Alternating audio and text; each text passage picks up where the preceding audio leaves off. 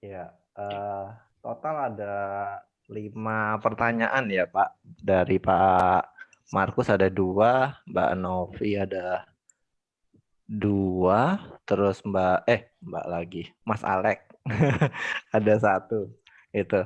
Eh ya pertama saya speechless itu Pak, melihat pertanyaan ini. Aduh, gimana ya? Tapi ya I won't silent gitu. Jadi tidak akan diam.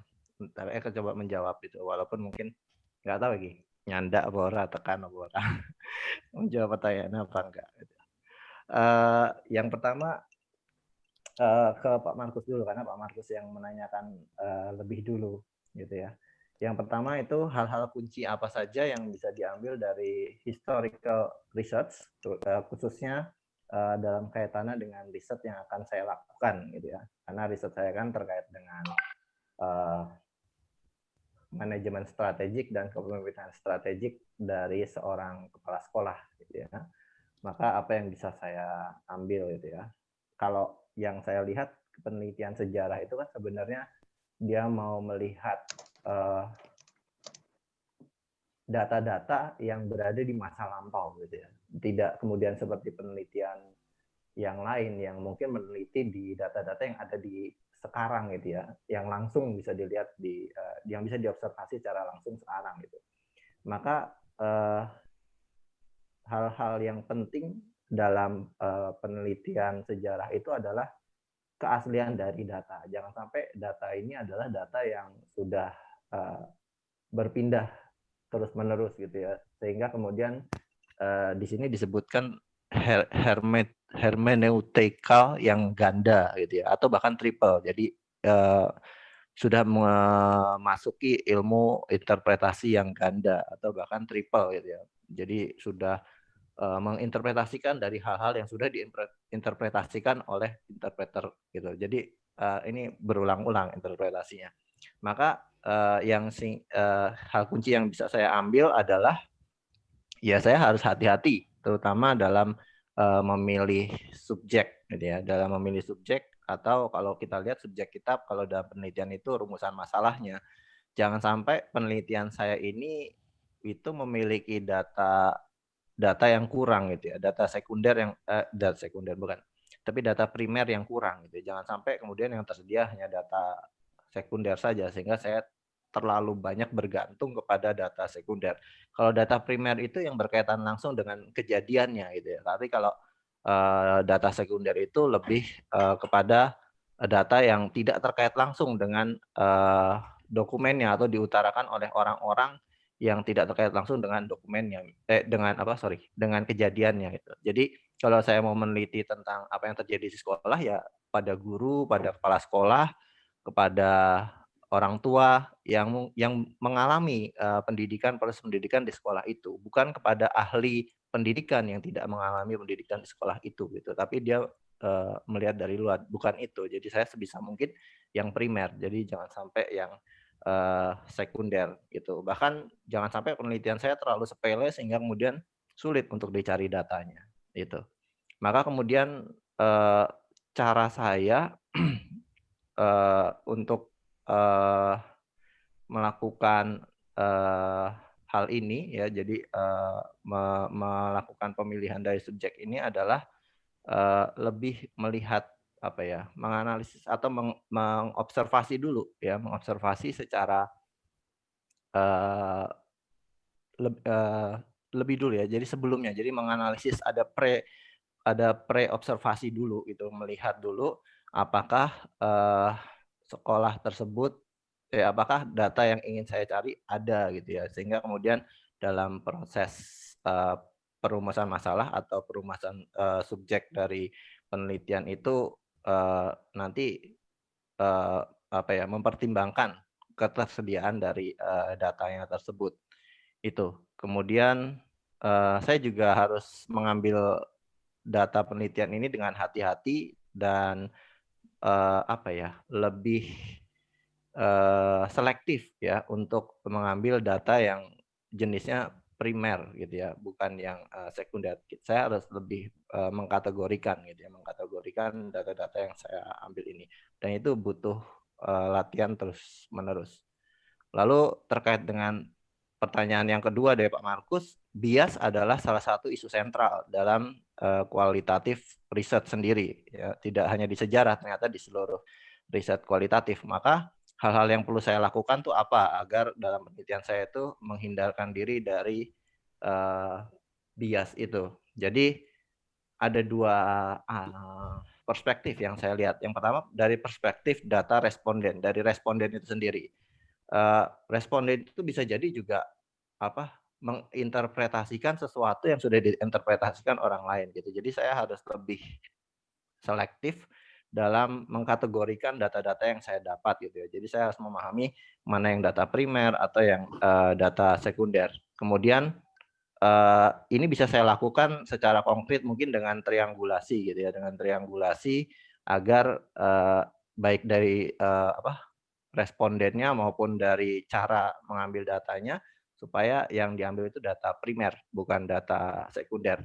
Lalu yang kedua, perspektif yang kedua itu dari diri saya sendiri, dari si peneliti ini gitu. Jadi saya sendiri harus ya melakukan latihan-latihan gitu ya. Mungkin membaca jurnal atau melihat tesis orang lain dan coba memilah-milah gitu ya, mana yang dipakai si peneliti, data yang dipakai si peneliti itu apakah data primer atau data sekunder atau dia menggunakan dua-duanya. Jadi saya harus berlatih mengkategorikan dengan mungkin membaca jurnal-jurnal dari penelitian orang lain atau mungkin membaca buku tentang data primer dan data sekunder itu gitu. Jadi dalam bukunya si Cohen ini kan ada referensi-referensi gitu. Dia mengambil topik atau teori tentang data primer dan sekunder itu dari mana, dan itu kan ada bukunya. Dan tadi saya belum sampai ke referensi yang digunakan oleh Cohen ini, belum sampai membaca referensinya, tapi saya rasa itu perlu gitu ya untuk dibaca supaya saya bisa memilah-milah sehingga kemudian tidak terjadi bias, karena dalam penelitian sejarah ini menekankan itu otentifikasi data yang berdasarkan kritik eksternal dan kritik internal yang sebenarnya basisnya adalah bagaimana kita bisa mengkategorikan data primer dan data sekunder. Itu terkait dengan pertanyaan Pak Markus. Langsung saja Pak untuk pertanyaan Mbak Novi sama pertanyaan Pak Alex. Terkait dengan pertanyaan Mbak Novi, yang pertama itu memang historical research itu semacam menekankan pemilihan subjek gitu ya. Ini bahasanya subjektivitas, tapi kalau saya bahasanya pemilihan subjek, ya, choice of subject gitu ya. Lalu kemudian ada keterbatasan dalam mendefinisikan permasalahan pengetahuan dan objektivitas terlebih dalam menentukan subjek penelitian. Lalu bagaimana studi historis dapat dikatakan valid dan dan apa pengaruhnya gitu ya. Lalu kemudian bagaimana menentukan subjek penelitian. Kalau pertanyaannya tentang validitas itu di bagian-bagian terakhirnya itu dari video saya itu udah dijelaskan. Lalu kemudian untuk subjek penelitian itu di bagian choice of subject itu sudah saya jelaskan, tapi coba saya sampaikan ulang. Yang saya pahami dari pemilihan subjek penelitian ini, ya ini yang kedua dulu ya, pertanyaannya tentang bagaimana menentukan subjek penelitian. Adalah bagaimana kita peka gitu dalam memilih subjek itu dan hati-hati dalam memilih subjek atau rumusan masalah dari penelitian, karena ini terkait dengan ketersediaan data gitu ya, terkait dengan ketersediaan data, apakah data itu tersedia atau mungkin rumusan masalah itu terlalu sepele sehingga kemudian datanya itu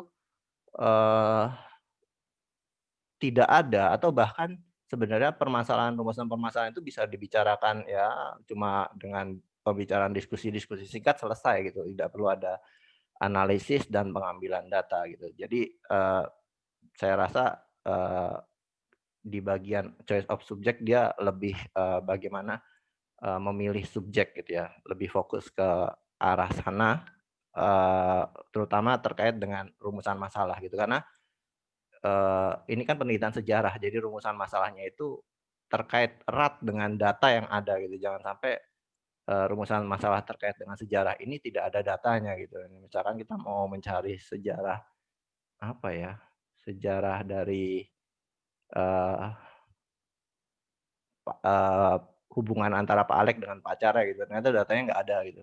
Itu mungkin apa penelitian sejarah yang tidak Bukan mungkin bukan bisa karena dilakukan. bukan karena nggak ada pacarnya ya, Pak ya? Bukan. Ya. Wah, Kalau nggak ada pacarnya, maka kemudian penelitian itu jadi apa? eh, Ya itu pemilihan bias. subjeknya buruk gitu. Oh, Bukan oh, pemilihan subjeknya atau pemilihan rumusan subjeknya. masalahnya buruk gitu. Orang nggak ada pacarnya kok dijadikan penelitian gitu kan. Itu. Lalu kemudian untuk eh, bagian yang kedua, yang pertama yaitu valid ya. Jadi ada pertanyaan tentang validitas dari studi historis ini apa gitu ya. Terkait dengan validitas itu, penelitian sejarah itu memberikan dua cara gitu ya. Yang pertama itu adalah kritik internal dan kritik eksternal gitu ya. Kalau kritik internal itu lebih kepada apa ya, pembuktian bahwa data tersebut adalah asli gitu ya. Maka harus ada rekaman-rekaman atau artefak atau mungkin suara, pita suara. Jadi kayak misalkan eh, proklamasi Indonesia itu apakah benar dibacakan oleh Soekarno, lalu kemudian didampingi Hatta, atau mungkin ada bapaknya Habib Rizik di situ gitu kan. Kita kan harus eh, melihat betul-betul apakah data-data tentang yang disajikan bahwa ada fakta itu benar-benar data yang asli gitu, atau data yang dibuat-buat. Bisa jadi itu foto, tapi foto yang kemudian diedit seperti itu. Lalu kemudian kalau kritik eksternal itu lebih kepada tadi yang internal ya. Kalau yang eksternal itu lebih pada ketepatan dari data tersebut untuk menjawab rumusan masalah. Jadi akurasinya gitu. Nah, kemudian kita bisa melihat dari kritik internal itu jenis atau makna dari datanya itu apakah menjawab rumusan masalah gitu. Jadi kita harus bisa apa ya, berlatih untuk melihat jenis dan makna dari datanya itu apakah betul-betul menjawab rumusan masalah. Jadi selektif dalam eh, memaknainya, sehingga apakah makna ini sesuai atau tidak untuk menjawab rumusan masalah atau tidak. Kalau tidak ya berarti disimpan itu sebagai bukti sejarah tetapi tidak digunakan untuk menjawab rumusan masalah penelitian. Itu. Lalu kemudian pertanyaan yang kedua, di sini sejarah itu ada sesuatu yang mengatakan bahwa sejarah itu ada ditulis untuk pemenang. Maka kemudian kalau seandainya kita terlalu memperhatikan target reader, maka kemudian nanti dalam tanda kutip seakan-akan penelitian ini adalah settingan gitu ya, dan digunakan untuk tujuan atau kepentingan kelompok tertentu. Yang disajikan Cohen dalam penelitian sejarah itu bukan seperti itu. Jadi bukan untuk settingan seperti itu ya, bukan penelitian sejarah untuk memenangkan Amerika gitu ya. Jadi Amerika tuh selalu menang di mana-mana, ternyata kalah di Vietnam gitu ya. Maka kalau quote sejarah hanya ditulis untuk para pemenang atau oleh para pemenang, mungkin itu dipakai nanti untuk menentukan moderator minggu depan gitu ya. Karena sejarah itu ditulis oleh para pemenang gitu ya. Dari pemenang itu ditentukan oleh sejarah, maka yang paling banyak sejarahnya di sini Pak Dikdo, maka moderator Pak Dikdo aja. Seperti itu minggu depan. Gitu ya. Jadi target reader di sini maksudnya Cohen itu lebih merujuk bagaimana cara menulis ya, cara menulis dari penelitian tersebut. Karena analisnya sudah jalan, pembahasannya sudah jalan, kesimpulannya juga sudah jadi, tapi bagaimana cara menulis reportnya itu jangan sampai kemudian targetnya itu adalah anak SMA atau targetnya mahasiswa, tapi kemudian kebalik-balik cara penulisannya, sehingga kemudian ini tidak dapat diinterpretasikan dengan apa ya, dengan memadai sesuai dengan apa yang dimaksudkan gitu. Jadi itu lebih kepada itu yang saya tangkap gitu ya. Jadi maka sebisa mungkin sih penelitian ini itu ya menggunakan data-data yang berasal dari data primer supaya kemudian tidak terjadi bias yang terlalu berlebihan. Oke, itu jawaban saya secara singkat seperti itu. Lalu yang terakhir terkait dengan pertanyaan Pak Alex ini ya, Mas Alex ya. Mas Alex, apakah sumber bias dari peneliti itu sendiri yang berasal dari peneliti itu berkaitan dengan interpretasi yang data yang diperoleh dari si peneliti, jadi terkait dengan interpretasi si peneliti itu sendiri, atau terkait dengan perbedaan antara nilai-nilai yang diyakini peneliti dengan data yang ditemukan. Ya kalau pertanyaannya apakah, jawabannya kan ya atau tidak itu ya, ya atau tidak. Jadi ya, apakah interpretasi peneliti ataupun perbedaan nilai ini antara data yang ditemukan itu merupakan sumber bias dari peneliti itu sendiri? Iya iya gitu loh. Itu yang mau dihindari gitu loh. Itu yang mau dihindari. Karena memang peneliti itu memiliki banyak godaan untuk menggunakan asumsinya gitu atau mungkin apa ya? eh, kecenderungan politiknya, kecenderungan sosialnya, kecenderungan apa pokoknya mungkin adat istiadatnya dan seterusnya untuk mengolah data sehingga data yang aslinya itu tidak sesuai dengan eh, keyakinannya itu dirubah supaya sesuai dengan keyakinan. Nah itu nggak boleh itu. Nah maka itu yang dikatakan sumber bias dari si peneliti. Maka memang iya seperti itu Pak. Dan kalau ditanya tindak lanjut terus bagaimana ya kita harus benar-benar menjaga autentifikasi itu dengan berlatih untuk memilah-milah ya data selektif dalam pemilihan data, dalam mengolah data atau mungkin dalam membedakan mengkategorikan jenis data itu seperti apa? Apakah primer atau sekunder? Selesai Pak Markus. Oke. Jadi apakah ada sanggahan sementara? Enggak Pak, saya mau menambahkan Pak. Oke Pak Alex. Iya, berkaitan dengan penelitian sejarah, saya teringat dengan film itu, One Night at Museum itu. Ada penggalan potongan adegan itu yang menggambarkan bahwa seorang peneliti itu ingin meneliti suku Indian dan dia sangat minim sekali data, dan dia datang ke museum itu juga tidak memperoleh data yang maksimal. Sehingga apa yang dikatakan Pak Widi itu berkaitan dengan observasi atau penelitian sebelum penelitian sebenarnya itu mungkin menjadi betul adanya, karena ya mungkin dalam penelitian sejarah ini mungkin kalau kita mau meneliti sebuah sejarah atau budaya atau segala macam, memang perlu diyakinkan bahwa sumber-sumber data primer itu menjadi kuat sehingga proses penelitian itu tetap berjalan gitu. Jadi saya mau menambahkan itu aja sih Pak. Jadi teringat satu film gitu Pak. Oke, terima kasih. Terima kasih Pak. Ya. Sementara apakah sudah dianggap oke untuk saat ini? Ya oke. Mari kita undang Pak Tigdo untuk menanggapi pertanyaan yang sudah diajukan sebelumnya. Terima kasih Pak Markus dan teman-teman semua. Tadi ketika saya ngajar, saya lihat di WA ada pertanyaan lalu saya mematikan lagi. Karena kalau saya buka saat itu pasti saya nggak bisa bekerja. Baik. Sangat apa ya? Sangat antusias ya Pak ya. Karena perlu effort yang sangat besar untuk menjawab semuanya itu. Menurut daftar saya ada 10 pertanyaan yang diajukan pada saya. 2 dari Pak Markus, 4 dari Mbak Novi, 2 dari Pak Alex, dan 2 dari Pak Triwin. Ini perlu 2 minggu sendiri sebenarnya. Baik. Kita tunggu 2 minggu lagi jawabannya Pak. Tapi saya tidak khawatir, walaupun mungkin saya tidak bisa menjawab dengan sempurna, tapi saya punya teman-teman yang akan melengkapi dan menyempurnakan jawaban saya. Mantap. Saya akan mulai dari pertanyaan Pak Markus. Pertanyaan pertama Pak Markus lebih pada refleksi saya terhadap manfaat yang saya peroleh ketika saya mempelajari penelitian naturalistik dan etnografi. Khususnya kalau itu dikaitkan dengan riset yang akan saya lakukan. Baik,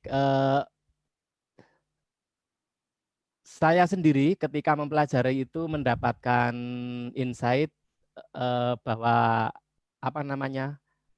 penelitian jenis-jenis penelitian naturalistik yang cocok untuk tema saya itu yang dijabarkan menjadi 9 jenis itu menjadi mengerucut bahwa mengarahkan saya pada jenis tertentu yaitu studi kasus. Ini refleksi saya yang pertama. Yang kedua, saya mendapatkan insight berbagai metode pengumpulan data dalam penelitian naturalistik. Ada 5. Yang selama ini yang saya tahu, yang sering saya lihat adalah observasi, pengamatan, dan wawancara. Ternyata ada tambahan yaitu dokumen dan catatan lapangan, juga ada kaun dan catatan dan memo. Ini insight yang baru bagi saya. Yang ketiga, penjelasan terkait dengan perencanaan atau tahap penelitian naturalistik itu saya menangkap ini lebih lengkap daripada yang saya temukan di beberapa literatur. Di sini diberikan ada 11 tahap, menemukan objek yang distudi, bagaimana mengatasi masalah etika, bagaimana menentukan siapa yang akan menjadi sampel, sampai dengan ternyata juga perlu bagaimana kita meninggalkan lapangan yang selama ini tidak pernah saya pikirkan.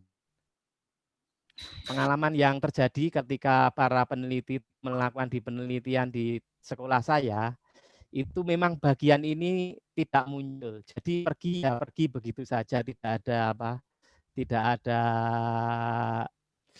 ada semacam prosedur ya seperti yang diingatkan di dalam penelitian materi yang saya pelajari ini. Kemudian refleksi saya yang terakhir itu saya supaya waspada pada masalah-masalah yang biasa muncul dalam penelitian naturalistik. Ada 10 hal dan di sana sudah disarankan oleh beberapa ahli termasuk bagaimana cara mengatasinya. Demikian Pak Markus refleksi saya mengenai materi yang saya pelajari yaitu naturalistik dan etnografi riset. Lalu pertanyaan Pak Markus yang kedua itu pertanyaannya sebenarnya singkat. Apa perbedaan mendasar antara dua cara pandang yaitu naturalistik dan positivistik? Pada kesempatan ini yang saya pelajari sebenarnya hanya penelitian naturalistik. Untungnya sebelumnya saya sudah pernah mempelajari itu. Jadi untuk menjawab ini memang effortnya sangat banyak. Saya harus melihat kembali penelitian positivistik atau kuantitatif. Saya kira ini cara Pak Markus untuk memaksa saya supaya saya belajar. Ya, persoalannya saya lupa, Pak. Terima kasih Pak Markus. Tapi kalau Pak Digdo merasa dites ya syukur. Saya sudah bandingkan, memang banyak item, tapi bisa saya rangkum menjadi 3 hal menurut saya yang paling mendasar. Pertama, kita bisa membedakan dari aspek aksioma dasar tentang kedua realitas itu. Yang kedua, kita bisa melihat perbedaan dari sisi proses. Lalu yang ketiga, itu kita bisa melihat perbedaannya dari sisi karakteristiknya. Saya akan jelaskan sedikit mengenai perbedaan dalam aksioma dalam melihat realitas. Kalau naturalistik itu memandang realitas itu ganda, holistik, dinamis, dan ini merupakan hasil konstruksi suatu pemahaman. Sedangkan yang positivistik, positif ya, itu realitas itu konkret ya, dapat diklasifikasikan, teramati dan terukur. Jadi ada perbedaan aksiomatis di sini. Yang kedua, bagian masih tetap mengenai aksioma ya. Hubungan antara peneliti dengan yang diteliti. Pada naturalistik itu hubungannya bersifat interaktif. Jadi interaktif dengan sumber data. Tujuannya apa? Tujuannya supaya kita memperoleh makna. Sedangkan pada penelitian positif itu hubungannya kausal, sebab akibat. Kalau di matematika itu namanya implikasi, sedangkan kalau yang interaktif itu biimplikasi. Yang keempat itu kemungkinan generalisasi. Kalau dalam penelitian naturalistik itu modelnya transferability. Jadi hanya mungkin dalam ikatan konteks dan waktu tersebut. Sedangkan kalau dalam penelitian kuantitatif atau positivistik itu cenderung membuat generalisasi. Itu berkaitan dengan aksioma. Lalu yang perbedaan berkaitan dengan proses itu kalau saya singkat sebenarnya mungkin seperti ini saja. Proses penelitian naturalistik itu sirkuler, sedangkan proses penelitian positivistik itu linear. Lalu perbedaan yang ketiga itu terkait mengenai karakteristiknya. Ini banyak sekali. Saya akan tunjuk beberapa yang menjadi poin. Pertama dari sisi tujuan. Kalau tujuan dari naturalistik itu sebenarnya tujuannya menentukan pola hubungan yang bersifat interaktif. Jadi menemukan teori, lalu menggambarkan realitas dan yang kompleks. Kemudian tekanannya untuk memperoleh pemahaman makna.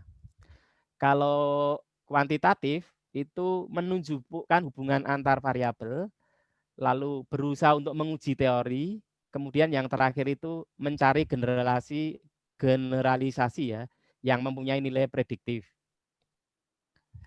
Dari sisi desain, naturalistik itu umum, fleksibel, berkembang dan muncul dalam proses penelitian. Kalau kuantitatif itu spesifik, jelas, rinci, dan itu ditentukan sejak awal. Karena apa? Karena dipakai menjadi pegangan langkah demi langkah dalam melaksanakan penelitian.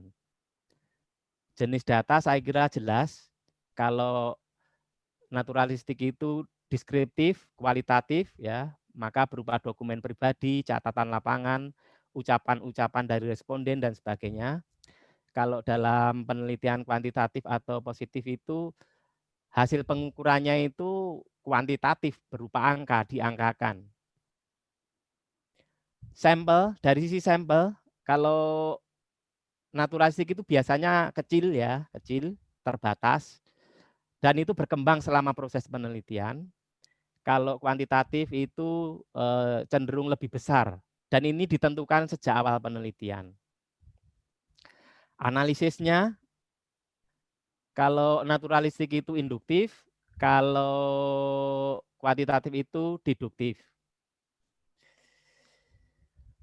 Kepercayaan terhadap hasil penelitian, kalau naturalistik itu pengujian kredibilitas, dependabilitas, proses dan hasil penelitian, sedangkan kalau kuantitatif itu pengujian validitas dan reliabilitas dari instrumen yang digunakan. Demikian Pak Markus, dari sekian banyak itu kalau saya rangkum kurang lebih seperti itu. Baik. Kemudian pertanyaan dari Mbak Novi ada 4. Sangat berat ya, karena cukup filosofis sekali ya. Pertanyaan pertama, standar kebenaran menurut pendekatan naturalistik itu seperti apa?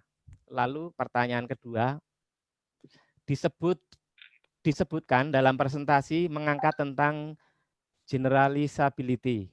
Secara naturalistik ada multiple realities kenyataan. Bagaimana hal itu disajikan? Baik Mbak Novi, saya menjawabnya seperti ini. Kebenaran dalam pendekatan naturalistik itu bersifat emik. Karena apa? Karena itu terletak lebih pada isi si informan. Sehingga nanti diperoleh pemahaman yang mendalam tentang suatu fenomena. Jadi di sini yang menjadi kunci adalah pemilihan informan yang tepat itu menjadi sesuatu yang sangat penting di dalam penelitian naturalistik. Mungkin perlu saya eksplor lebih lanjut mengenai emik yang saya maksudkan tadi. Emik itu secara gampangnya mungkin bisa saya artikan seperti ini. Emik itu adalah apa ya? Daya nalar seseorang, di dalamnya itu juga memuat nilai-nilai, nilai sosial, moral, keyakinan. Ini yang digunakan untuk menginterpretasikan suatu fenomena tanpa dipandu oleh suatu kerangka acuan teori apapun. Jadi seperti itu. Lalu yang pertanyaan kedua, seperti yang saya sebutkan di atas, aksiomasi dasar dari penelitian naturalistik itu memang seperti itu Mbak Novi. Jadi realitas itu memang ganda, multiple, holistik dan dinamis. Oleh sebab itu, realitas itu disajikan sebagai hasil konstruksi dari suatu pemahaman. Ini yang bisa saya jawab untuk pertanyaan yang pertama. Lalu pertanyaan yang kedua, sebenarnya ketiga ini, tadi ada 2 pertanyaan. Ini pertanyaan yang ketiga ya, saya anggapnya. Bagaimana realitas yang bersifat cenderung dinamis masih dapat diteliti oleh peneliti lain? Semisal saya mau meneliti dengan topik yang sama. Lalu di sini ada ungkapan dari Mbak Novi, saya jadi berpikir reliabilitas dalam pendekatan naturalistik itu cenderung meragukan. Baik, saya menanggapi seperti ini.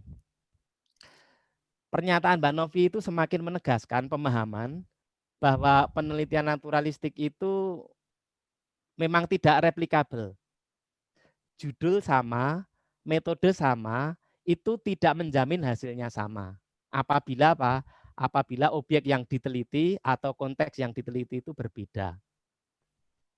Penelitian dengan topik yang sama dalam penelitian naturalistik itu ada banyak variasinya. Jadi masih sangat terbuka dilakukan oleh peneliti yang lain. Akan didekati dengan jenis penelitian naturalistik yang mana?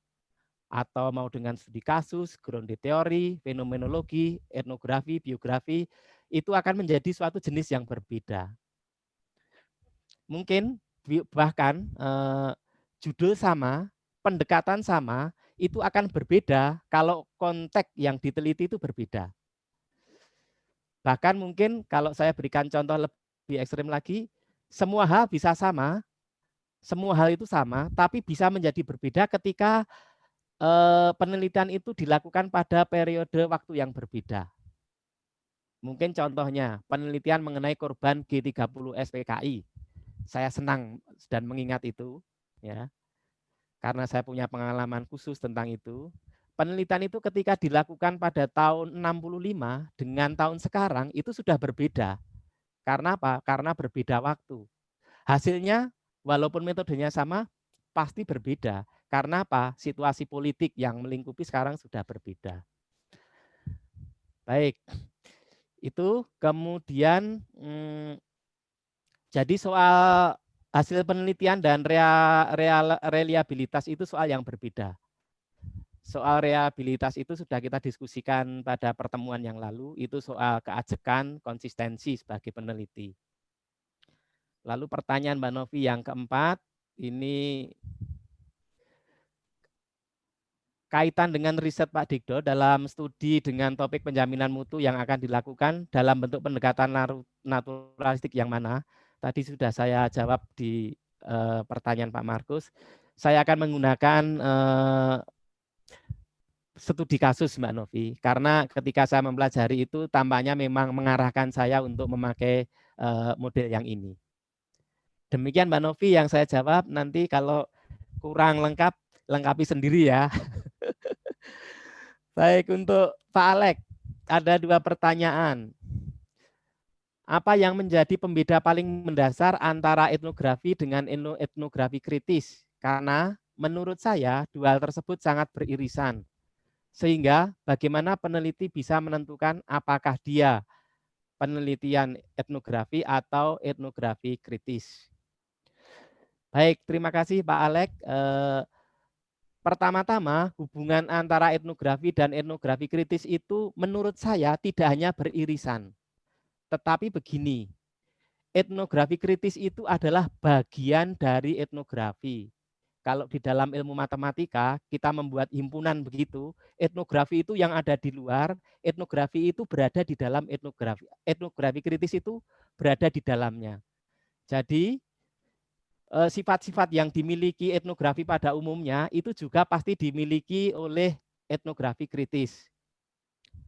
Seperti itu. Jadi tidak hanya sekedar beririsan.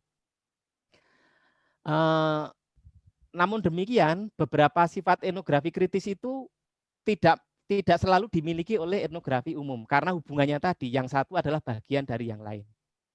Perbedaan mendasarnya itu sebenarnya sudah saya sampaikan di video saya pada slide 8, bahwa yang paling inti adalah etnografi kritis itu di-drive atau digerakkan oleh teori kritis atau kritik ideologi. Jadi perbedaannya di situ Pak Alek. Etnografi konvensional atau umum itu berkaitan dengan apa adanya, Sedangkan etnografi kritis itu menyangkut dengan apa yang masih bisa terjadi atau apa yang bisa diubah. Jadi tidak berhenti. Ya. Lalu dasar teori etnografi kritis itu adalah kritik ideologi. Jadi memang tujuannya adalah tujuan politik. Maka pertanyaan yang terakhir, jadi yang menjadi pertimbangan peneliti itu mau pakai etnografi atau etnografi kritis itu tergantung ujubnya. Ujubnya untuk apa? Kalau tujuannya untuk mendeskripsikan suatu budaya apa adanya, ya berarti itu merujuk pada etnografi. Tetapi kalau merujuk mengenai adanya perubahan atau semacam advokasi atau memperjuangkan hak-hak tertentu, kita bisa menggunakan yang etnografi kritis. Demikian Pak Alek yang bisa saya sampaikan. Kemudian yang terakhir dari Pak Triwin, ada 2 pertanyaan. Bagaimana peneliti dapat melakukan upaya untuk menghindari atau menghilangkan ketidaknaturalan untuk mendapatkan hasil yang lebih natural dan otentik? Pendekatan apa yang bisa digunakan? Terima kasih Pak Tri. Pertanyaan ini sebenarnya bisa dijawab dari video saya bagian yang terakhir, yaitu slide 12. Di sana itu saya memaparkan beberapa masalah yang biasa muncul pada penelitian naturalistik. Dan beberapa masalah yang muncul itu akan berpengaruh sekali terhadap reliabilitas dan validitas penelitian. Itu ada 10 catatan penting ya diungkapkan oleh para ahli, dan situ sudah disertai dengan apa yang sebaiknya peneliti lakukan. Jadi ditunjukkan masalah yang mengancam, tetapi sekaligus di sana ada guidance atau petunjuk bagaimana sebaiknya mengatasi itu. Misalnya yang pertama, itu ada 10 item. Ya. Yang pertama itu soal definisi situasi. Para peserta yang diwawancara itu mungkin tidak menyadari situasi yang sebenarnya atau sengaja mengubah memasukkan informasi. Nah, ini perlu adanya triangulasi data. Mungkin dibandingkan dengan observasi, dibandingkan dengan informasi lainnya. Itu yang disarankan oleh para ahli. Lalu kita diingatkan adalah masalah reaktivitas. Bahwa kehadiran peneliti itu seringkali juga mengubah situasi.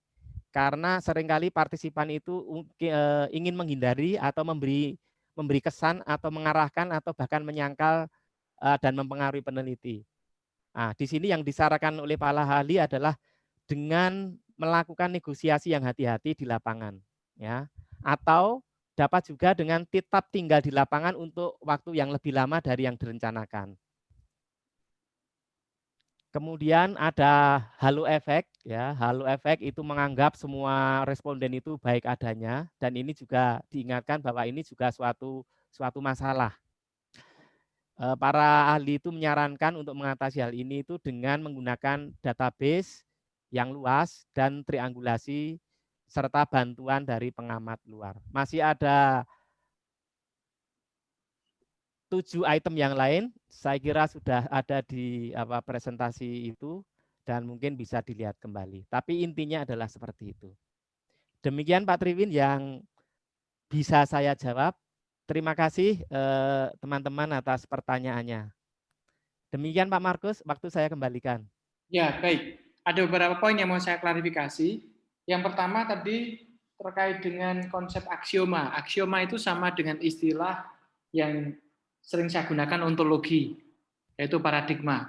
Itu bagaimana kita mendefinisikan realitas. Apakah realitas itu objektif, sesuatu yang bisa dihitung, bisa dikategorikan, atau itu realitas subjektif yang abu-abu, yang gradasinya itu tidak jelas. Itu tergantung. Maka konsep aksioma itu sama dengan ontologi atau the world views atau paradigms. Sehingga nanti kita tidak terlalu bingung dengan istilah ya. Kemudian yang berikutnya, ini terkait dengan ideologi kritik. Ini terkait dengan pertanyaan Pak Alex tadi ya. Sebenarnya apa yang disebut sebagai ideologi kritik? Ideologi kritik itu merupakan sebuah upaya untuk mengangkat perbincangan tentang power, pengaruh, kekuasaan, kebijakan. Ya, kalau kita berbicara tentang ideologi kritik, kita mempertanyakan keyakinan-keyakinan yang membuat suatu kebijakan itu diambil. Ya, misalnya ya sekarang omnibus law itu ya. Ideologi kritiknya apa? Ideologi kritik yang sekarang banyak diangkat itu kan adalah Merugikan pekerja gitu ya Pak. nah, itu asumsi, Pak. Oh, asumsi. Nah, asumsi yang bagi yang tidak baca, yang dijadikan hoax. Padahal kalau konon, saya sendiri tidak ahli dalam membaca undang-undang. Omnibus Law itu kan dibuat justru untuk satu, mempermudah iklim investasi. Dua, yang paling kentara itu menghilangkan peran dewa yang dimainkan oleh MUI, ya, yang selama ini mereka mendapatkan begitu banyak privilege, nah sekarang dimasukkan ke sistem pemerintahan. Jadi Omnibus Law itu sendiri merupakan suatu reaksi ideologi kritik terhadap sistem yang ada, yaitu hegemoni dari MUI. Ini contohnya. Ini dari perbincangan yang saya dengar dari kelompok pemerintah. Ya, sementara dari kelompok tertentu yang tersingkir, mohon maaf ya, MUI kan sekarang menjadi kehilangan sapi perah di sini. Ya kan, lalu dia akan mengkritik ideologi yang dibawa oleh Jokowi dan teman-teman. Itu contohnya. Misalnya ideologi kritik di dalam strada gitu ya. Nah, misalnya kenapa ada beberapa hal yang dibuat tidak transparan? Misalnya, itu ideologi kritik gitu. Nah, di Sanata Dharma sejak di 4 tahun terakhir, seluruh uang yang ada di miliki Sanata Dharma itu langsung ketahuan.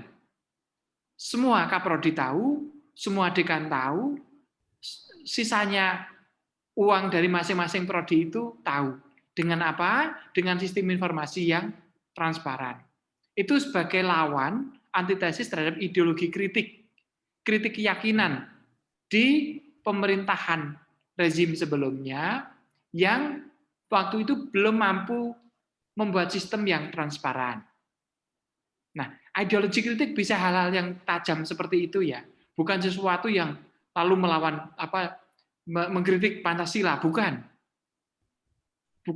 tidak seheboh itu. Tetapi ideologi kritik adalah mempertanyakan hal-hal yang kemudian menjadi kebijakan dalam suatu unit tertentu. Ya, mengapa kita wajib publikasi ilmiah? Nah, ini ideologi kritik ini karena kita masuk dalam sistem korporasi, ya, karena kita pendidikan adalah komoditas yang bisa dipakai sebagai sarana untuk national competitiveness. Semakin banyak yang publikasi di jurnal bereputasi, artinya negara kita menjadi setara atau bahkan lebih tinggi daripada kampus-kampus lain atau negara-negara lain. Nah, itu berbagai macam ideologi kritik. Merdeka Belajar Kampus Merdeka oleh Nadiem Makarim itu merupakan ideologi kritik yang mempersoalkan hegemoni dari kampus-kampus yang tradisional sebelumnya, di mana kalau sudah masuk ke satu wilayah tertentu tidak diizinkan untuk ikut kuliah di tempat lain misalnya. Jadi ideologi kritik sangat beragam. Dia bisa sangat kontekstual dan bisa sangat berbasis pada unit. Dan yang terakhir yang mau saya sampaikan, Pak Dikto kan secara tegas menyatakan pentingnya etika ya dalam presentasi itu. Pentingnya research ethics. Nah, itu sebenarnya menjawab pertanyaan Mbak Novi. Ya. Kan kalau penelitian sejarah bisa sangat subjektif, kemudian bisa menegaskan bahwa yang pemenang adalah yang mendefinisikan apa itu sejarah, gitu kan? Maka researchers itu wajib hukumnya itu untuk selalu berpikir tentang etikanya, tentang nilai-nilai moralnya. Nah, sekali lagi ini prinsip. Ketika diterjemahkan bisa menjadi sangat kontekstual. Ya. Tapi sekali lagi ini wilayah perbincangan yang kita buat. Baik. Pak Triwin tadi belum berbicara, mungkin komentar penutup untuk sesi ini.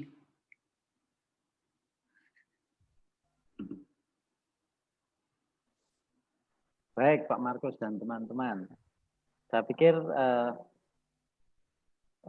saya menggarisbawahi saja bahwa ternyata penelitian itu unik ya.